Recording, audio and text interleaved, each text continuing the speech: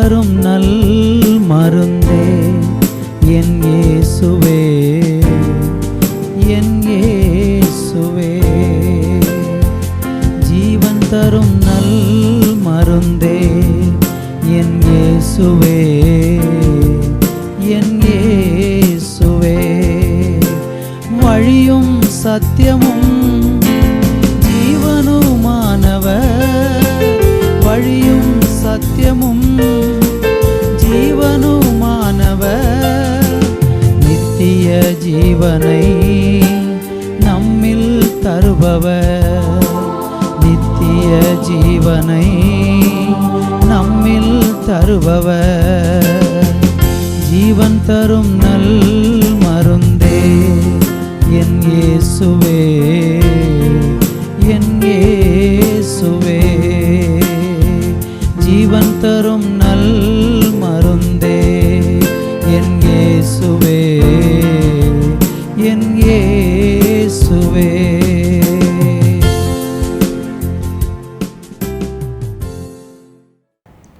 கிறிஸ்துவுக்குள் அன்பான கர்த்தருடைய பிள்ளைகளே, கர்த்தராகிய இயேசு கிறிஸ்துவின் ஈடு இணையற்ற நாமத்தில் உங்களை அன்போடு கூட நான் இப்பொழுது வாழ்த்துகிறேன். நம்ம எல்லாரும் சேர்ந்து இந்த நாளிலே ஆண்டவருடைய வார்த்தையை தியானிக்க போகிறோம். நீங்கள் இந்த நிகழ்ச்சியை பார்ப்பது உங்களுக்கு உற்சாகத்தை கொண்டு வரும். நிச்சயமாக தொடர்ந்து தேவனுடைய வார்த்தையை நம்ம தியானிக்க போகிறோம். கர்த்தர் இன்றைக்கு நம்மோடு கூட இடைப்படுவாராக. 8ஆம் புஸ்தகம் 6ஆம் அதிகாரத்தில் 25வது வசனத்தை இன்றைக்கு நம்ம வாசித்து நம்ம தியானிக்க போகிறோம். இப்பொழுது அந்த வேத பகுதியை வாசிக்க கேட்கலாம். கர்த்தர் தம்முடைய முகத்தை உன்மேல் பிரகாசிக்க பண்ணி உன்மேல் கிருபையாய் இருக்க கடவர், உன்மேல் கிருபையாய் இருக்க கடவர். கர்த்தர் தம்முடைய முகத்தை உங்கள் மேல் பிரசன்னமாக்கி உங்களுக்கு சமாதானம் கட்டளையிட கடவர் என்று சொல்லி அடுத்த வசனத்திலே ஆண்டவர் அழகாக சொல்கிறார். கர்த்தருடைய முகம் நம்ம மேலே பிரகாசமாய் மாறிவிட்டால் நம்ம வாழ்க்கையே ஒரு பெரிய வித்தியாசத்திற்குள்ளே கடந்து போகும். நீங்கள் யாத்ராம் புஸ்தகத்தில் மோசையை குறித்து படித்து பார்த்தீங்கன்னா, யாத்ராம் புஸ்தகம் 34வது அதிகாரம் அதனுடைய 29வது வசனத்தை நாம் இப்பொழுது வாசிக்க கேட்கலாம். மோசே சாட்சி பலகைகள் இரண்டையும் தன் கையில் எடுத்துக்கொண்டு சீனாய் மலையிலிருந்து இறங்குகிற போது தன்னோடு அவர் பேசினதினாலே தன் முகம் பிரகாசித்திருப்பதை அவன் அறியாதிருந்தான் என்று சொல்லப்பட்டிருக்கு. அருமையான தேவனுடைய பிள்ளைகளே, மோசையினுடைய முகம் பிரகாசித்தது என்று நம்ம இங்கே வாசிக்க முடிகிறது. மோசையினுடைய வாழ்க்கையில் பார்த்திங்கன்னா பயங்கரமான ஒரு இருள் இருந்தது. அவன் சிறு வயது முதற்கொண்டு எகிப்தில் அவன் இருந்தான். அவனை பார்வோனுடைய அரண்மனையில் அவன் வளர்க்கப்பட்டான். அவன் அதிகமாக வாழ்ந்திருந்தது பாவ இருளிலே அவன் வாழ்ந்திருந்தான். நீங்கள் படித்து பாருங்கள், எபிரேயர் 11ஆம் அதிகாரம் 25வது வசனத்தை இப்பொழுது நம்ம வாசிக்க கேட்கலாம். அனுத்தியமான பாவ சந்தோஷங்களை அனுபவிப்பதை பார்க்கிலும் தேவனுடைய ஜனங்களோடு துன்பத்தை அனுபவிப்பதையே தெரிந்து பாருங்கள். மோசே அனுத்தியமான பாவ சந்தோஷத்தை அனுபவித்துக் கொண்டிருந்த ஒரு மனுஷன். பாவத்தை வேதம் இருள் என்று சொல்லுகிறது. ஒரு மனுஷன் பாவத்தில் வாழ்ந்திருக்கிறான் என்றால் அவன் இருளில் வாழ்ந்து கொண்டிருக்கிறான். அவனுடைய வாழ்க்கையில் வெளிச்சம் இல்லை.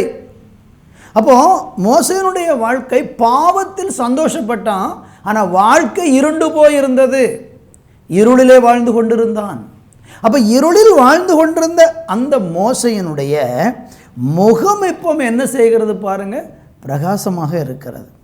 வேதவசனத்தில் கவனித்து பாருங்கள். சாட்சி பலகையை ரெண்டையும் தன் கையில் எடுத்துக்கொண்டு சீனாய் மலையிலிருந்து இறங்குகிற போது தன்னோடு அவர் பேசினதினாலே அவன் தன் முகம் பிரகாசிப்பதை அவன் அறியாதிருந்தான் என்று சொல்லப்பட்டிருக்கிறார். அருமையான தேவனுடைய பிள்ளைகளே, தேவனோடு கூட நெருங்கி வந்த அந்த மோசை இருளில் வாழ்ந்து கொண்டு பாவத்தில் சந்தோஷப்பட்டு கொண்டு வாழ்நாள் முழுவதும் இருளாகவே இருந்து கொண்டிருந்த இந்த மோசைக்கு தேவனோடு கூட சீனாய் மலையில் போய் 40 நாள் உபவாசம் இருந்து தேவனோடு கூட பேசி தேவன் முகாமுகமாக மோசையோடு பேசவும் தேவனுடைய கிருபையை தரிசிக்கும்படியான பாக்கியம் அவனுக்கு கிடைத்த போது வேதம் சொல்லுகிறது அவனுடைய முகம் பிரகாசமாக மாறியது. அதில் 35வது வசனத்தை கூட நம்ம யாத்திராம் புஸ்தகத்தில் 35வது வசனத்தை கூட நம்ம இப்பொழுது வாசிக்க கேட்கலாம். இஸ்ரவேல் புத்திரர் அவன் முகம் பிரகாசித்திருப்பதை கண்டார்கள். மோசே அவரோட பேசும்படிக்கு உள்ளே பிரவேசிக்கும் வரைக்கும் முக்காட்டை திரும்ப தன் முகத்தின் மேல் போட்டு பாருங்கள். மோசையினுடைய முகம் பிரகாசித்தது மோசைக்கு தெரியல. அதான் நம்ம ஆரம்பத்தில் படித்த வசனத்தில் அப்படி தான் சொல்லப்பட்டிருக்கு. தன் முகம் பிரகாசித்திருப்பதை அவன் அறியாதிருந்தான். அவனுடைய வாழ்க்கையில் வெளிச்சம் வந்தது அவனுக்கு தெரியலை, அவன் முகம் பிரகாசித்தது அவனுக்கு தெரியலை. ஆனால் இஸ்ரவேல் புத்திரர் அவன் முகம் பிரகாசித்திருப்பதை கண்டார்கள் என்று பார்க்கிறோம். அருமையானவர்களே, இதுதான் ஒரு மனுஷனுடைய வாழ்க்கையை தேவன் வெளிச்சமாக பிரகாசமாக மாற்றக்கூடிய ஒரு அனுபவம். ஒருவேளை நம்முடைய வாழ்க்கை பிரகாசமாக இருக்கிறதுன்னு நமக்கு நன்றாக தெரிகிறதோ தெரியவில்லையோ, மற்றவர்களுக்கு நம்முடைய வாழ்க்கையில் இருக்கிற பிரகாசத்தை அவர்கள் பார்ப்பார்கள், அவர்கள் காண்பார்கள். அவர்கள் நம்முடைய வாழ்க்கையின் பிரகாசத்தை கண்டு ஆசீர்வதிக்கப்படுவார்கள். உங்கள் வாழ்க்கையில் இன்றைக்கி நீங்கள் இருளில் இருந்து கொண்டு இருக்கிறீங்க அப்படின்னு சொன்னால் உங்கள் வாழ்க்கையின் இருளை மாற்றி உங்கள் வாழ்க்கையை ஆண்டவர் பிரகாசிக்க பண்ணி அநேகருக்கு தேவன் உங்களை ஒரு ஆசீர்வாதத்தின் கருவியாக பாத்திரமாக மாற்றி உங்களை தேவன் பிரகாசிக்க பண்ண விரும்புகிறார். நம்முடைய வாழ்க்கையை இருளாக்கி போடுவது எது? நம்மளால் வெளிச்சமாக மாற முடியாமல் பிரகாசமாய் மாற முடியாமல் இன்றைக்கி நீங்கள் இருளிலையும் காரிருளையும் வாழ்ந்து கொண்டு நீங்கள் வேதனைப்பட்டு கொண்டிருக்கிற காரியம் எது? அதுதான் பாவம். பாவம் ஒரு மனுஷனுடைய வாழ்க்கையை அந்தகாரப்படுத்தி விடும், இருளாக்கி விடும். இதை மறந்து விடாதீர்கள். இந்த பாவ இருளில் இன்னும் எத்தனை காலம் வாழ்ந்து கொண்டிருப்பீர்கள்? இன்னும் இந்த பாவ சாபத்தில் எத்தனை காலம் வாழ்ந்து கொண்டிருப்பீர்கள்? இன்றைக்கு நீங்கள் ஆண்டவராகிய கர்த்தரை நோக்கி பார்த்தால், அவருடைய சமூகத்துக்கு நேராக நீங்கள் வந்தால் தேவன் உங்களை பிரகாசிக்க பண்ணுவார். மோசே எகிப்தில் இருக்கும்போது பாவத்தில் சந்தோஷப்பட்டான், வாழ்க்கை இருளாக இருந்தது. ஆனால் அவன் தேவனை நோக்கி பார்த்தபோது அவனுடைய இருள் நீங்கி அவன் பிரகாசிக்கப்பட்டான்.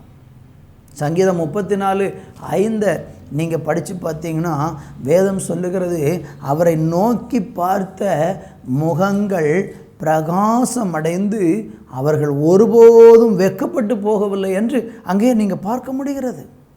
இயேசுவை யாரெல்லாம் நோக்கி பார்க்கிறார்களோ அவர்களுடைய முகங்கள் நிச்சயமாக பிரகாசமாய் மாறும். அவர்கள் வெட்கப்பட்டதாக சரித்திரத்தில் எங்கேயுமே பார்க்க முடியாது.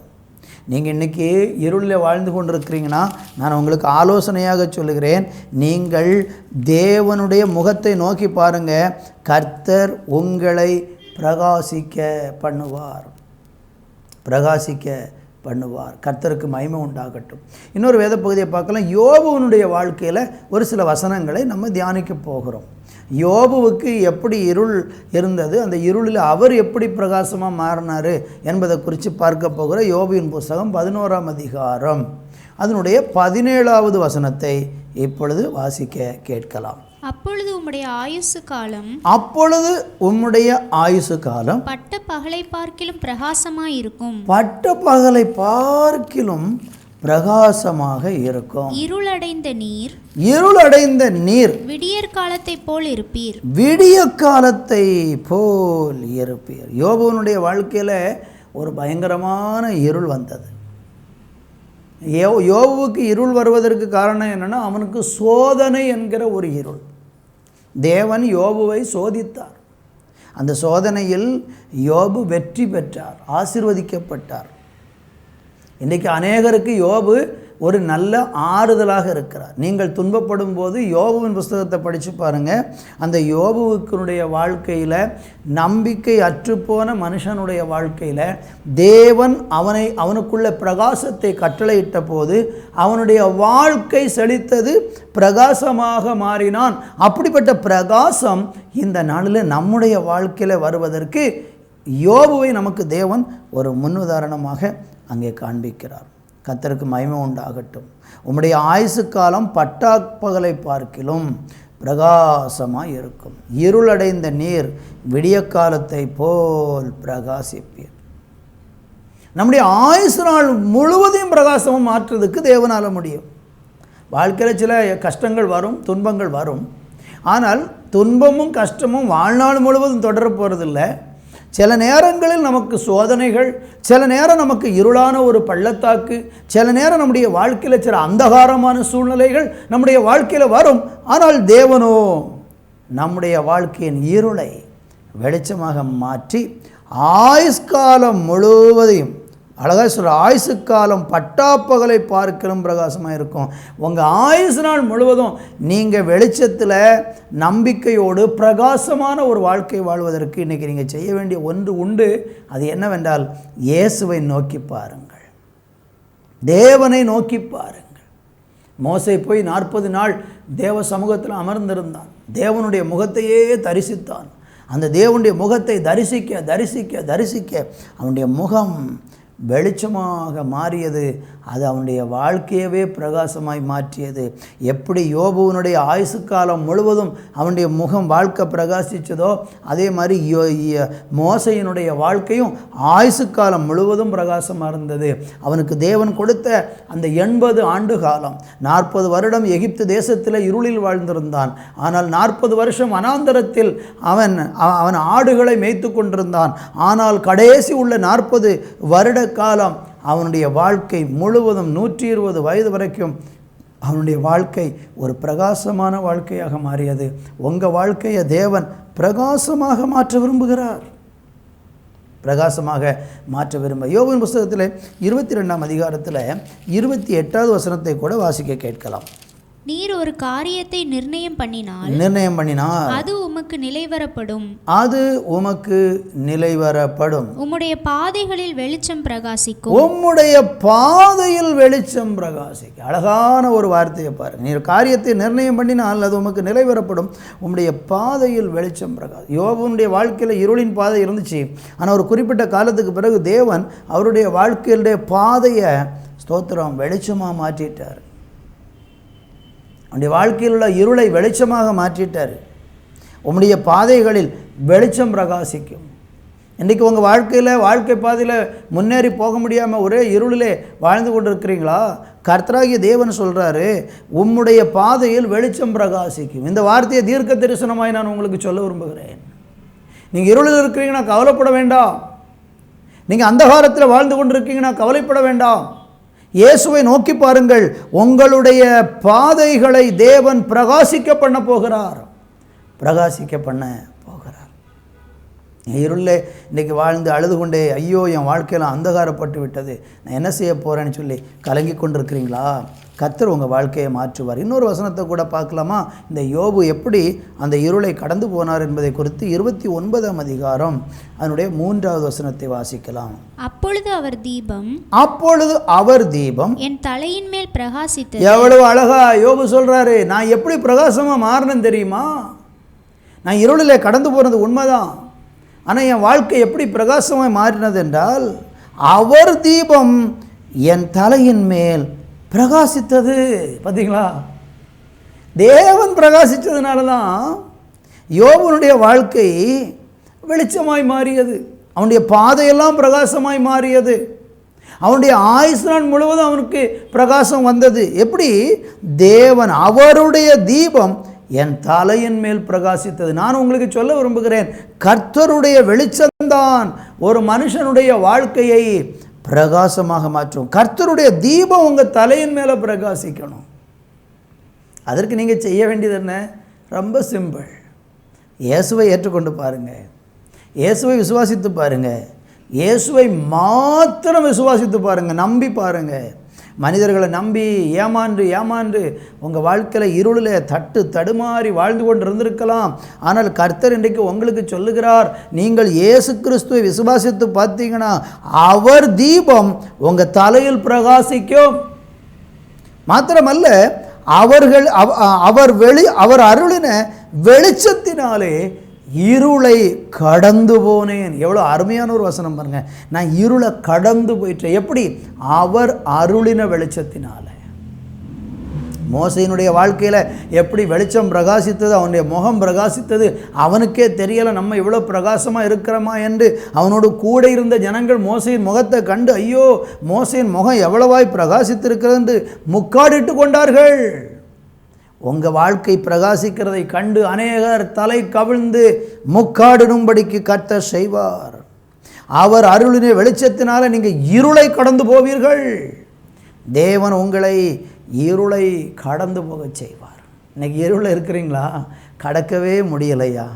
நான் எப்படி இந்த இருளை கடந்து போக போகிறேன்னு எனக்கு தெரியலை என்று இந்த நாளில் நீங்கள் அழுது புலம்பி ஆமேன் சோர்ந்து போய் இருக்கிறீங்கன்னா, கர்த்தர் இன்றைக்கு உங்களுக்கு வாக்கு பண்ணுகிறார், உங்கள் இருளை தேவன் வெளிச்சமாக மாற்றப் போகிறார். நமக்கு எல்லாருக்கும் தெரியும் யாக்கோபனுடைய வாழ்க்கை. ஆதியாகமம் புத்தகம் 28ஆம் அதிகாரத்தை நீங்கள் எடுத்துக்கொள்ளுங்க. அந்த 28ஆம் அதிகாரத்தில் நீங்கள் வாசிக்கும்போது யாக்கோபு தன்னுடைய சகோதரனுக்கு பயந்து அவன் என்ன செய்கிறான், தன்னுடைய தாயினுடைய சகோதரனாகிய லாபானுடைய வீட்டுக்கு ஓடி போகிறதை பார்க்கிறோம். அவன் ஓடி போய் அங்கே பெத்தேல் என்கிறதான ஒரு இடத்துல அவன் அங்கே ராத்தங்குகிறதை பார்க்கிறோம். அங்கே அவன் பெத்தேலில் தங்கி இருக்கும்போது வேதம் சொல்லுகிற ஒரு வசனத்தை வாசிக்கலாம். 28ஆம் அதிகாரம் அதனுடைய 11வது வசனத்தை வாசிக்க கேட்போம். ஒரு இடத்திலே வந்து சூரியன் அஸ்தமித்தபடியினால் அங்கே ராத்தங்கி அவ்விடத்து கற்களில் ஒன்றை எடுத்து தன் தலையின் கீழ் வைத்து அங்கே நித்திரை செய்யும்படி படுத்துக் கொண்டான். பாத்தீங்களா? யாக்கோபனுடைய வாழ்க்கையில் அவன் பயணத்தில் சூரியன் அஸ்தமித்து விட்டது. இவ்வளோ நாள் பிரகாசமான ஒரு வாழ்க்கை. வீட்டில் செல்ல பிள்ளை, அம்மாவுக்கு ரொம்ப பிரியமான பிள்ளை, ரொம்ப செல்லமாக வளர்க்கப்பட்ட யாக்கோபு.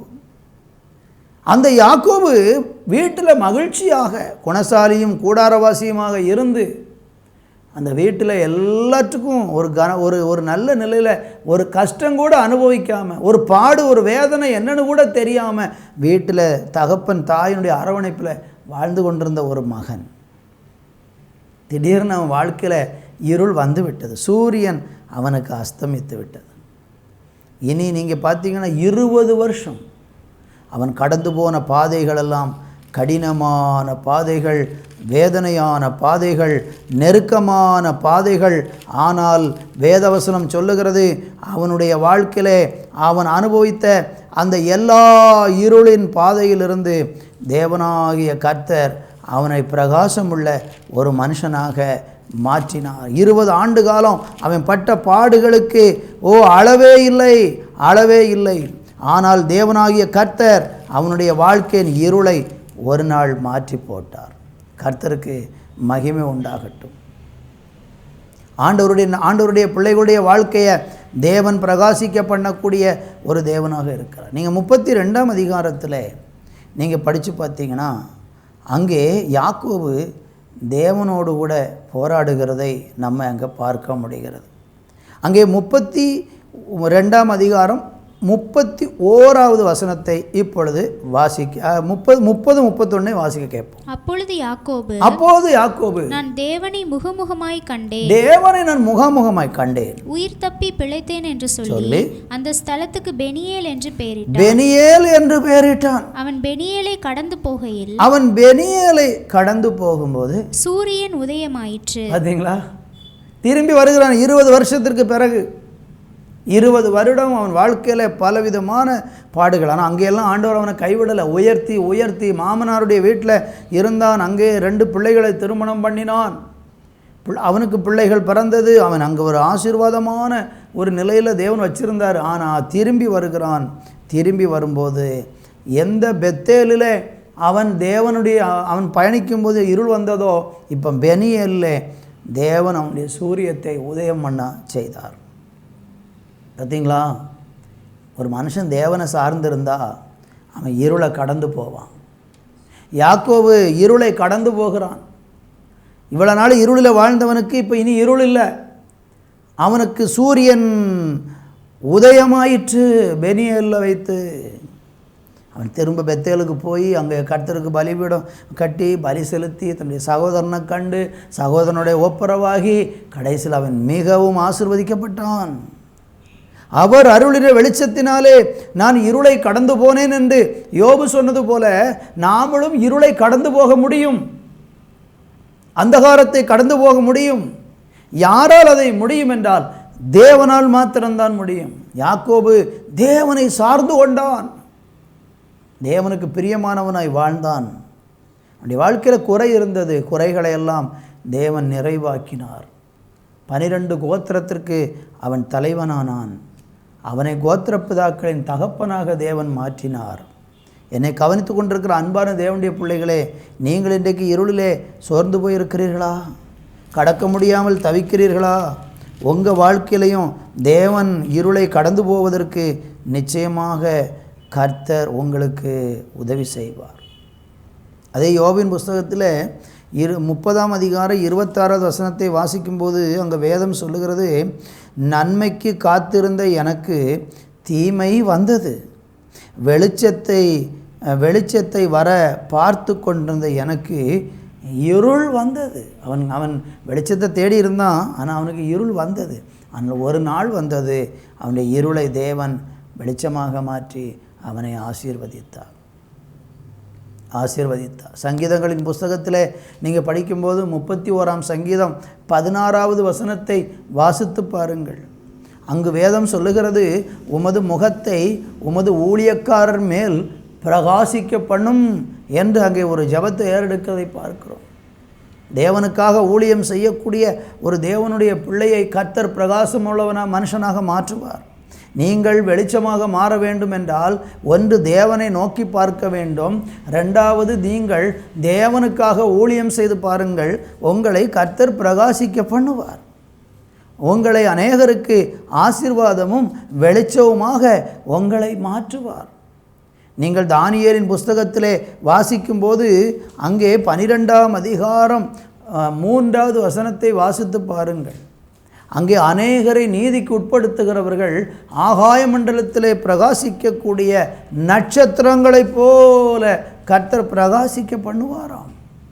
கர்த்தருக்காக ஊழியம் செய்கிற ஒரு மனுஷன், நீங்கள் யாராயிருந்தாலும் இயேசுவின் அன்பை மற்றவர்களுக்கு பகிர்ந்து கொடுக்கிறவர்களாக, இயேசு கிறிஸ்துவின் அன்பை வெளிப்படுத்துகிறவர்களாக, ஏழ்மையில் இருக்கிற மக்களுக்கு உதவி செய்கிறவர்களாக, நொறுங்குண்ட மனிதர்களுக்கு ஆறுதலை கூறுகிறவர்களாக, கட்டப்பட்டு கிடக்கிற மக்களுடைய கட்டுகளை அவிழ்ப்பதற்கு உதவி செய்கிறவர்களாக நற்செய்தி அறிவித்து, சுவிசேஷத்தை அறிவித்து, இயேசுவின் ரட்சிப்பின் செய்தியை மற்றவர்களுக்கு பகிர்ந்து கொடுத்து பாருங்கள்.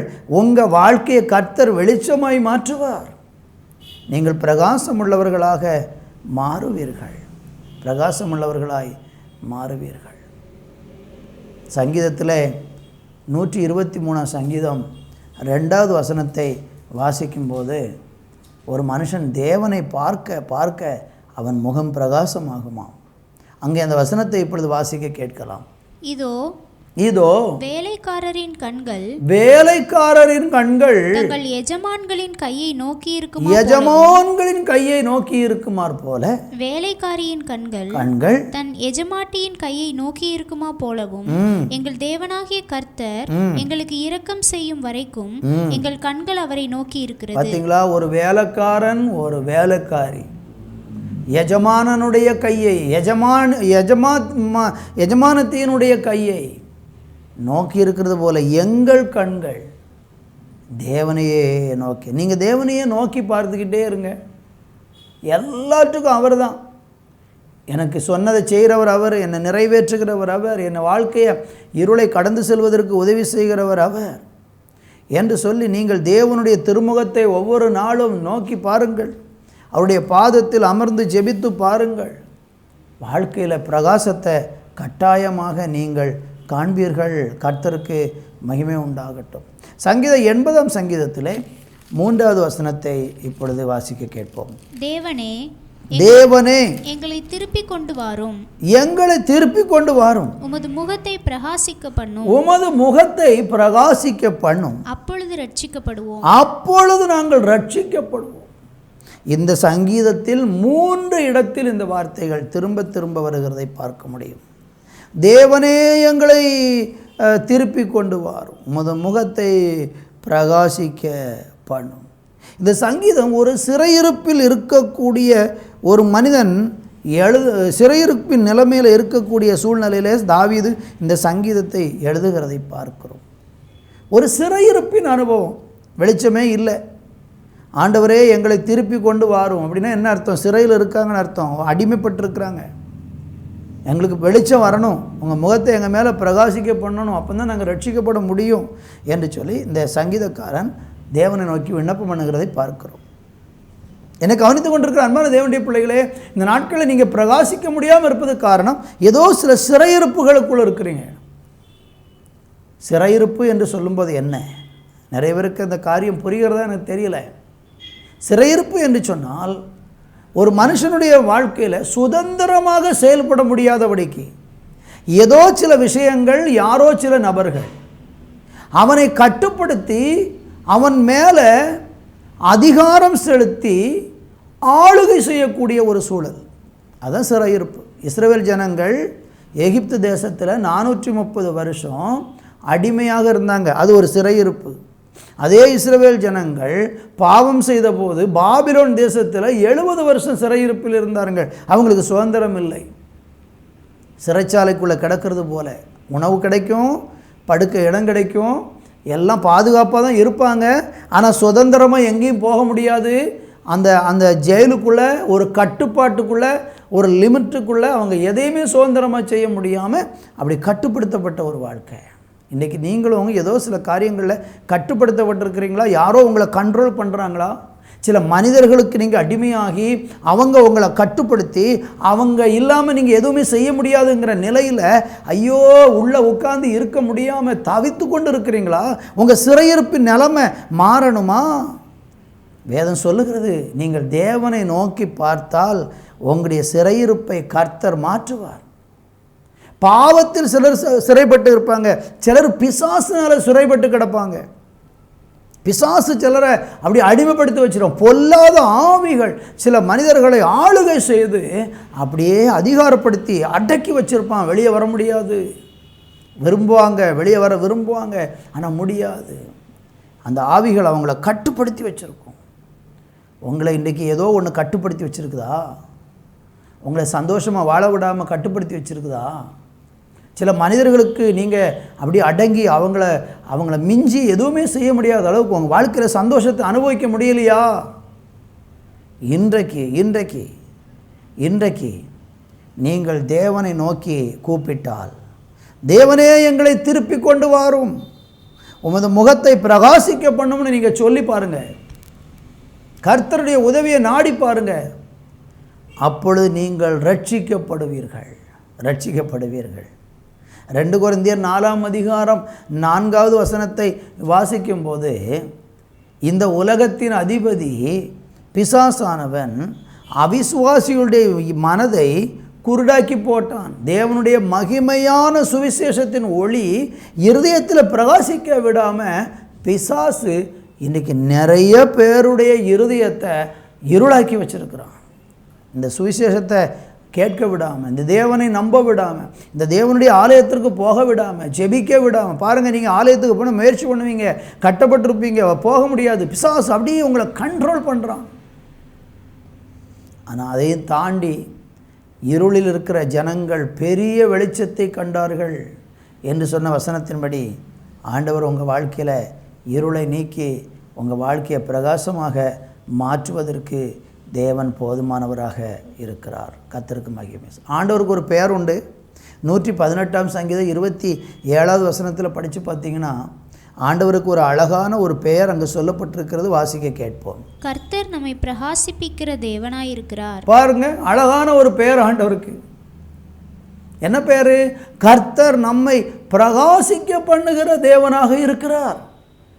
உங்கள் வாழ்க்கையை பிரகாசிக்க பண்ணுறதுக்கு தெய்வத்தால் தான் முடியும். நீங்கள் ஸ்டார் மாதிரி, சூரியனை மாதிரி, நட்சத்திரத்தை போல நீங்கள் பிரகாசிக்க முடியும். ஏசாயா 60:1-2 படித்து பார்த்தீங்கன்னா கர்த்தர் சொல்கிறார், எழும்பி பிரகாசி, உன் ஒளி வந்தது, கர்த்தருடைய மகிமை உன்மேல் உதித்ததுன்னு சொல்கிறாரு. பூமியை காரிருள் மூடும், ஜனங்களை இருள் மூடும், ஆனால் கர்த்தர் உன்மேல் உதிப்பார். இயேசு தேவன்தான் ஒரு மனுஷனை பிரகாசிக்க பண்ண முடியும். நீங்கள் எப்படிப்பட்ட இருளில் அந்த காலத்தில் வாழ்ந்து உங்கள் முகமே பிரகாசம், உங்கள் முகத்தில் ஒரு களை இல்லை, ஒரு சந்தோஷம் இல்லை, ஒரு மகிழ்ச்சி இல்லை. உங்களை பார்க்குறவங்கெல்லாம் கேட்குறாங்க, ஏன் இப்படி துக்கமாக இருக்கிறீங்க, ஏன் இப்படி வேதனையோடு இருக்கிறீங்க? ஆண்டவர் நிச்சயமாக உங்களுக்கு உதவி செய்ய விரும்புகிறார். நான் உங்களுக்காக ஜெபிக்க போகிறேன். கர்த்தருக்கு மகிமை உண்டாகட்டும். ஒரே ஒரு வசனத்தை வாசித்து, யோவான் 1:9 மாத்திரம் வாசித்து நம்ம ஜெபிக்க போகிறோம். வாசிக்க கேட்கலாம். உலகத்திலே வந்து எந்த மனுஷனையும் பிரகாசிப்பிக்கிற ஒளியே அந்த மெய்யான ஒளி. நான் சொல்லி முடிக்க விரும்புகிறேன். உலகத்திலே வந்து, அதில் எனக்கு பிடிச்ச ஒரு வார்த்தை, உலகத்திலே வந்து எந்த மனுஷனையும் பிரகாசிப்பிக்க பண்ணுகிற ஒரு ஒளி. உலகத்தில் வந்து எந்த மனுஷன், அவன் யாராக கூட இருக்கட்டும், எப்படிப்பட்ட மனுஷனாக கூட இருக்கட்டும், குடிகாரனாக இருக்கட்டும், அல்லது எந்த உலகத்தில் யாருக்குமே வேண்டாத ஒரு எந்த மனுஷனையும் பிரகாசிக்க பண்ணும். நீங்கள் நினைக்கலாம், என் வாழ்க்கையிலலாம் பிரகாசமே வராது, நான் எப்படி வெளிச்சமாக மாற முடியும், என் முகம் எப்படி பிரகாசிக்கும் அப்படி சொல்லி நீங்கள் எந்த மனுஷனையும். மோசையினுடைய முகம் பிரகாசிக்கிறதுக்கு முன்னே மோசை எப்படிப்பட்டவர் தெரியுமா உங்களுக்கு? அவர் ஒரு கொலைகாரர். ஒரு மனுஷனை கொண்டுட்டு தான் எகிப்தை விட்டே ஓடி போனார். அந்த மனுஷனையே பிரகாசிக்க பண்ண முடியும்னா உங்களை பிரகாசிக்க பண்ண மாட்டாரா? எந்த மனுஷனுடைய முகமும் பிரகாசமாய் மாறும் இயேசு வண்டிக்கு வந்தால். நீங்கள் அநேகருக்கு வெளிச்சம் கொடுப்பீங்க. நீங்கள் பூமிக்கு உப்பாக இருக்கிறீங்க, உலகத்திற்கு வெளிச்சமாக இருக்கிறீங்கன்னு மத்தேயு சுவிசேஷத்தில் இயேசு சொன்னாரே, அதே மாதிரி நீங்கள் அநேகருக்கு பிரகாசம் கொடுக்குற உங்கள் வாழ்க்கையும் பிரகாசம், உங்கள் முகமும் பிரகாசிக்கிற அளவுக்கு தேவன் உங்களை மாற்றப் போகிறார். நீங்கள் விசுவாசியுங்கள், தேவன் நோக்கி பார்க்கலாம். ஜெபிக்க போகிறோம். நல்ல தகப்பனே, இந்த வேலைக்காக நன்றி. இந்த வார்த்தையை கேட்டுக்கொண்டிருக்கிற அன்பு பிள்ளைகள் ஒவ்வொருவருக்காக ஜெபிக்கிறேன். இருளை கடந்து செல்ல முடியலை, என் வாழ்க்கையெல்லாம் அந்தகாரப்பட்டு போனது, பிரகாசமே இல்லை, நான் வெளிச்சத்துக்காய் காத்திருந்தேன், இருள் தான் என் வாழ்க்கையில் வந்திருக்கிறது, எனக்கு உதவி செய்யும் என்று கண்ணோக்கி பார்க்கிற ஜெபிக்கிற பிள்ளைகள் ஒவ்வொருவருக்காய் ஸ்தோத்திரம். கர்த்தர் அவர்களை இந்த நாளில் சந்திப்பீராக. அவர்கள் மேலுடைய பிரகாசத்தை துவனிக்க பண்ணும்படியாக நாங்கள் செபிக்கிறோம். பிரகாசத்தை ஆண்டவரே பிரகாசிக்க பண்ணுவீராக. இருள் அவர்களுடைய வாழ்க்கை விட்டு மாறட்டும், பாவ இருள் விலகட்டும், அந்தகார இருள் விலகட்டும். கர்த்தருடைய தொடுதலை நம்முடைய பிள்ளைகள் காணும்படிக்கு செய்யும். அப்படி செய்கிற நல்ல கிருபைக்காய் நன்றி. தொடர்ந்து கூட இரும். இயேசுவின் நாமத்தில் பிதாவே, ஆமென், ஆமென். தேவனுடைய பிள்ளைகளே, கர்த்தர் உங்களை ஆசீர்வதிப்பார். மற்றும் ஒரு நிகழ்ச்சியிலே உங்களை சந்திக்கும் வரைக்கும் தேவ சமாதானம் உங்களை ஆள்வதாக. ஆமென்.